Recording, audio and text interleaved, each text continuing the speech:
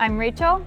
I'm Diego. And we just finished presenting at the Seattle HouseHack Happy Hour. We just told the journey of our HouseHack story, and these are our 3 takeaways everyone should know who's trying to house hack. Number 1, if you're doing a big rehab, get your scope of work super clear. You want to make sure that you're comparing apples to apples and not apples to oranges when you're going through your bids and you're interviewing GCs. Another one is building buffer time.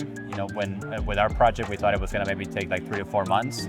Some unforeseen things happened with permitting and then some other things during the project. We didn't think those things would happen when we were starting. And lastly, over communicate. There's no such thing as too much communication when it comes to you and your contractor. You know, a lot of things can get lost in the translation. Make sure you're just super clear. Having regular conversations with your contractor on a weekly basis is critical for just keeping on track with your project. If you're interested in house hacking, come join us at our next Seattle House Hack Happy Hour. See you there.